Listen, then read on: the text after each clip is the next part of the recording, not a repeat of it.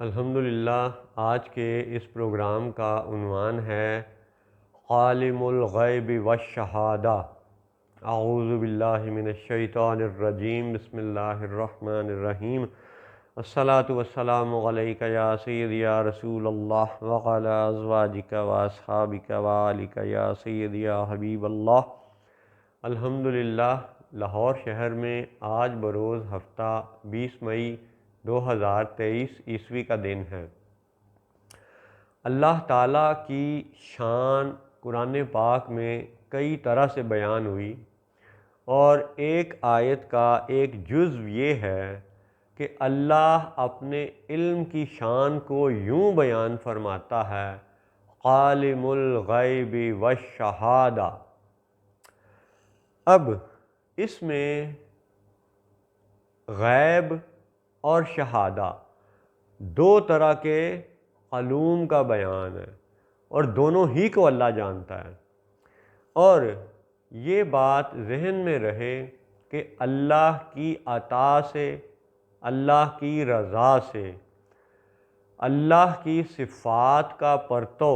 مخلوقات میں ہوتا ہے۔ جیسے اللہ تعالیٰ البصیر ہے، تو اللہ کے فضل سے، اللہ کی عطا سے، اللہ کی رضا سے یہ حقیر بھی بصارت رکھتا ہے۔ الحمدللہ بہت سی مخلوقات کو اللہ نے بصارت دی ہے، اور ہماری بصارت یہ مخلوق ہونے کی حیثیت میں ہے۔ اللہ کی بصارت اس کی ذاتی ہے اور وہ خالق ہونے کی حیثیت میں ہے۔ لہٰذا ایک ہی صفت کا پرتو اگر مخلوقات میں پایا جائے تو مخلوق مخلوق ہی رہتی ہے، خالق خالق ہی رہتا ہے۔ اور یہ حقیقت ہے کہ اللہ کی صفات کا پرتو مخلوقات میں ہے اور ہمیشہ رہے گا انشاءاللہ۔ ہاں، فنا آئے گی، موت آئے گی، دوبارہ میدان حشر قائم ہوگا، یہ بصارت، یہ سماعت پھر اللہ کے فضل سے عطا کر دی جائے گی۔ یہ جو اللہ کی نعمتیں اس دنیا میں اللہ کے فضل سے ملی ہیں، یہی میدان محشر میں بھی ہوں گی۔ اللہ کرے کہ اللہ کے فضل سے میدان محشر میں، جنت میں ہمارے لیے یہ بصارت، یہ آنکھوں کی، سر کی بصارت، یہ دل کی بصارت یہ قائم رہے، آمین۔ تو اللہ کے فضل سے جب مخلوقات میں اللہ کی صفات کا پرتو پایا جاتا ہے اور ہمیشہ رہے گا، بیچ میں فنا آئے گی اور پھر عطا کر دی جائیں گی یہ صفات، تو اب آپ موضوع کے نسبت سے عالم الغیب والشہادہ پر غور کریں تو کیا عجب شان ہے اللہ کی کہ یہ جو ظاہری چیزیں ہیں جن کی میں شہادت دے سکتا ہوں، یہ پردہ، یہ صوفہ، یہ ٹوپی، یہ داڑھی، یہ سامنی دیوار، یہ اس طرف سیڑھیاں، تو جن چیزوں کو یہ حقیر اپنی آنکھوں سے دیکھتا ہے، جو چیزیں اس حقیر کے سامنے موجود ہیں، یہ حقیر ان چیزوں کی شہادت دے سکتا ہے، گواہی دے سکتا ہے۔ تو عالم الشہادہ، شہادت کا علم تو مخلوقات کے پاس بھی ہے، ظاہری چیزوں کا، بالکل سامنے دکھائی دینے والی چیزوں کا علم یہ تو مخلوقات کے پاس بھی ہے۔ اس کا مطلب ہے کہ اگر دو کیفیتوں کا ذکر کیا جائے، ایک غیب، ایک شہادہ، جو سامنے نظر آ رہی ہے وہ شہادت، تو شہادت تو مخلوقات کو بھی حاصل ہے۔ جو چیز ہم دیکھ سکتے ہیں اس کی شہادت دے سکتے ہیں، اس کی گواہی دے سکتے ہیں۔ گویا کہ علم شہادت، علم شہادہ اللہ کی صفت ہے، اور اللہ کے فضل سے مخلوقات میں بھی ہے۔ شہادت کا علم ہم سب کے پاس ہے، اللہ کے فضل سے ہم سب بصیر ہیں۔ ہاں، جو اندھا ہے ابھی آپ اس کی بات نہ کریں، لیکن مجموعی حیثیت میں آپ دیکھیں کہ انسانوں کی اکثریت اللہ کے فضل سے بصارت رکھتی ہے، اور اس بصارت کی شان میں اللہ کی عالم الغیب والشہادہ کی شہادت والی جو صفت کا پرتو ہے وہ سب میں موجود ہے۔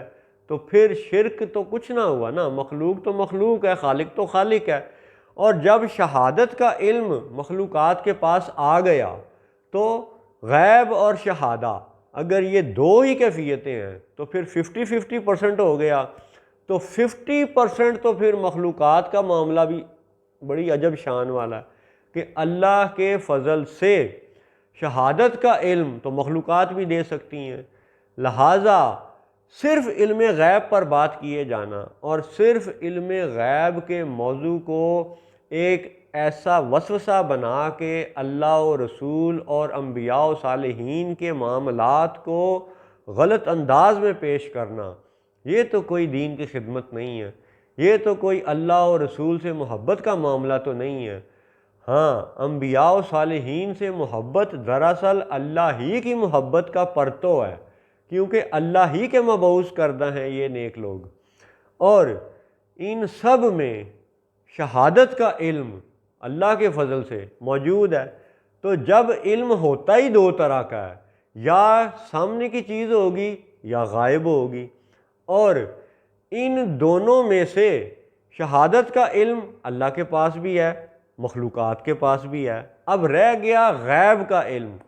تو اب آپ غور کریں کہ غیب اللہ کے لیے تو غیب ہے ہی کوئی نہیں، اللہ کے لیے تو سب کچھ ظاہر ہے۔ یہ تو ہم ہیں جسے دیوار کے پار نظر نہیں آ رہا، اس دیوار کے پیچھے نظر نہیں آ رہا، اس دیوار کے پرلی طرف نہیں نظر آ رہا، تو غیب تو ہمارے لیے ہے، اللہ کے لیے تو نہیں ہے۔ اللہ تو اس دیوار کے دوسری طرف جو ساتھ والا گھر ہے، اللہ تو اس کو بھی جانتا ہے، دیکھتا ہے، تو اللہ کے لیے تو کچھ بھی غیب نہیں ہے۔ تو پھر اللہ نے یہ کیوں فرمایا کہ عالم الغیب والشہادہ، اور یاد رہے کہ اللہ کے لیے کچھ بھی غیب نہیں ہے، اللہ کے لیے سب کچھ علم شہادہ ہی کے زمرے میں ہے۔ وہ چیز جو ہمارے لیے غیب کی حیثیت رکھتی ہے، اللہ اس کو بھی اس طرح جانتا ہے کہ جیسے شہادہ کا علم ہے،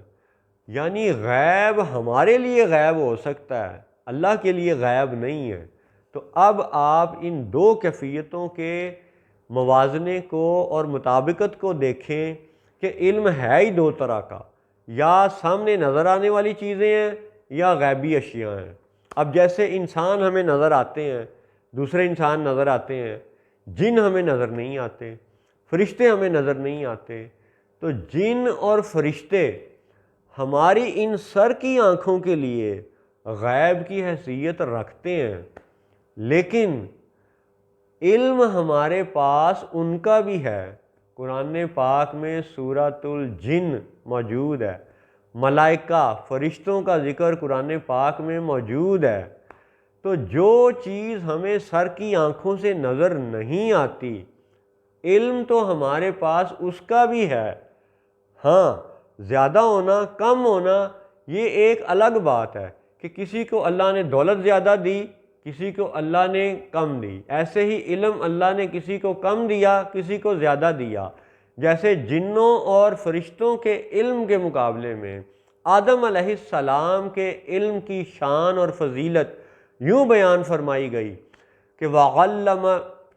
اعوذ باللہ من الشیطان الرجیم وَعَلَّمَ الْآدَمَ أَسْمَاءَ كُلَّهَا۔ تو یاد رہے کہ فرشتے اور جن یہ تو پہلے سے تخلیق شدہ تھے، زمین پہ آنا جانا ان کا پہلے سے بھی تھا، جنت میں یہ پہلے بھی رہ رہے تھے، اور جنت اتنی بڑی ہے کہ اس کے مقابلے میں زمین بحیثیت حجم و موازنہ حجم بہت چھوٹی ہے جنت کے مقابلے میں۔ اور جب اللہ تعالیٰ نے آدم علیہ السلام کو علم عطا فرمایا وَعَلَّمَ آدَمَ الْأَسْمَاءَ كُلَّهَا، تو کہیں ایسا کوئی ذکر نہیں ملتا کہ سجدے سے پہلے آدم علیہ السلام کو تمام جنت کی سیر کروائی گئی، یا تمام آسمانوں کی سیر کروائی گئی، یا زمین کی سیر کروائی گئی، یا تمام نظام کائنات کی سیر کروائی گئی، اور جب انہوں نے سب چیزیں اپنی آنکھوں سے دیکھ لیں اور جب انہوں نے سب چیزوں کو دیکھا تو انہیں سب چیزوں کے نام سکھلائے گئے، ایسا نہیں ہے۔ یعنی آدم علیہ السلام نے سیر نہیں کی،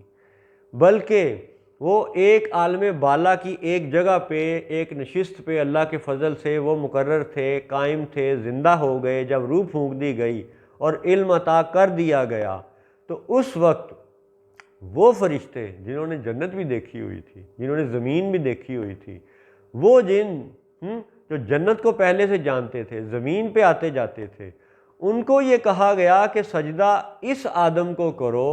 کہ جس کے علم کی فضیلت یہ ہے کہ ابھی انہوں نے سب چیزیں اپنی آنکھوں سے نہیں دیکھیں، ابھی انہوں نے سب نظام کائنات کی سیر نہیں کی، لیکن علم کی شان یہ ہے وَعَلَّمَ آدَمَ الْأَسْمَاءَ كُلَّهَا،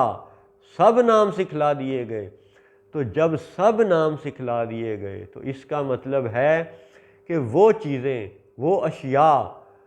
جو آدم علیہ السلام کی سر مبارک کی آنکھوں سے اوجھل تھیں، غائب تھیں، ان کا علم بھی عطا فرما دیا گیا۔ یعنی غیب کا علم تو علم آدم سے ہی چلتا چلا آ رہا ہے، اور فرشتوں کے مقابلے میں آدم علیہ السلام کے علم کی فضیلت قرآن پاک سے ثابت ہے، اور اس وقت آدم علیہ السلام کو وہاں پہ جو کچھ بھی نظر آ رہا ہوگا وہ تو شہادہ کے علم میں آ گیا نا، اور جو آدم علیہ السلام کے لیے غیب تھا، آدم علیہ السلام نے ان سب اشیاء کے بھی نام بتا دیے۔ یہ قرآن ہے، یہ حدیث ہے۔ اس کا مطلب ہے کہ عالم الغیب والشہادہ، اگر اللہ تعالیٰ کی صفات ہیں تو اللہ کی صفات کا پرتو مخلوقات میں بھی ہے،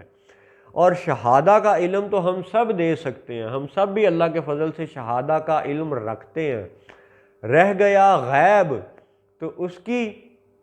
ایک اہم مثال آدم علیہ السلام بھی ہیں کہ بغیر سیر کیے، بغیر نظام کائنات کو دیکھے، انہوں نے سب اشیاء کے نام فرشتوں کے سامنے بتائے، سنائے۔ اس کا مطلب ہے کہ غیب کا علم تو آدم علیہ السلام سے ہی جاری فرما دیا گیا تھا،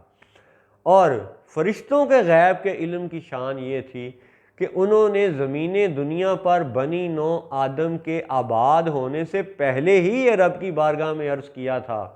کہ یا اللہ، زمین پر تو خون ریزیاں ہوں گی، فساد ہوگا۔ یہ فرشتوں کے علم کا حال تھا، اور وہ بھی غیب تھا کیونکہ ابھی زمین پہ نسل آدم آباد نہ ہوئی تھی، تو غیب کا علم تو فرشتوں کے پاس بھی تھا۔ اسی طرح آج 2023 عیسوی میں ہم ان سر کی آنکھوں سے جنوں کو دیکھ نہیں سکتے، فرشتوں کو دیکھ نہیں سکتے، لیکن قرآن و حدیث سے ہمارے پاس اللہ کی عطا سے، اللہ کی رضا سے یہ علم موجود ہے کہ ہم اللہ کے فضل سے جنوں کو مانتے ہیں، فرشتوں کو مانتے ہیں۔ یعنی وہ غیب جو ہمیں سر کی آنکھوں سے نظر نہیں آتا، علم ان فرشتوں کا، ان جنوں کا اللہ کے فضل سے ہمارے پاس بھی ہے۔ تو پھر عالم الغیب والشہادہ، اس کا مطلب ہے کہ شہادہ کا علم بھی مخلوقات کے پاس ہے، اور غیب کا علم بھی مخلوقات کے پاس ہے، اور یہ اس حقیر جیسے عام انسانوں کی اور عام مخلوقات کی بات ہو رہی ہے۔ ابھی تو صالحین کی اور انبیاء و رسل کی نعتیں تو پوری طرح سے بیان ہی نہیں کی گئیں، اور اگر بیان کرنا شروع کر دی جائیں تو پھر 10 منٹ کیا 10 گھنٹے بھی کم ہیں۔ اللہ اکبر، یہ اللہ کی شان ہے کہ عالم الغیب والشہادہ میں سے دونوں کیفیتیں، دونوں صفات کا پرتو مخلوقات میں موجود ہے۔ علم شہادہ اللہ کے فضل سے ہم سب کے پاس موجود ہے، اور فرشتوں اور جنوں کے غائب ہونے کے باوجود ان کا غیب کا علم بھی، ان غیب ذاتوں کا علم بھی ہمارے پاس موجود ہے۔ تو عالم الغیب والشہادہ میں علم غیب کی صفت کا پرتو اور علم شہادہ کی صفت کا پرتو یہ بھی مخلوقات کو حاصل ہے، اور یہ کوئی شرک نہیں ہے، کیونکہ اگر صرف علم غیب پہ بحث کی جائے اور علم شہادہ کو نہ بیان کیا جائے تو یہ ادھورا سچ کہلائے گا، اور اگر آپ صرف علم شہادہ کو پکڑ لیں، صرف شاہد ہونے والی باتوں کو آپ دیکھ لیں، تو علم شہادہ ہمارے پاس بھی ہوا، اللہ کے پاس بھی ہے۔ ہم مخلوق، اللہ خالق، اللہ کا علم ذاتی، ہمارا علم اللہ کا عطا کردہ۔ تو اب جب اللہ کے علم شہادہ کی صفت ہمارے پاس بھی آ گئی، تو پھر علم شہادہ کی نسبت سے شرک اور خالص توحید کے درمیان میں حد فاصل کیا بیان کی جائے گی؟ ایسا کچھ نہیں ہے۔ مخلوق مخلوق رہتی ہے، خالق خالق رہتا ہے، اور عالم الغیب والشہادہ میں سے اللہ کے فضل سے ہم سب ان دونوں صفات کا پرتو رکھتے ہیں، الحمدللہ۔ السلام علیکم ورحمۃ اللہ وبرکاتہ۔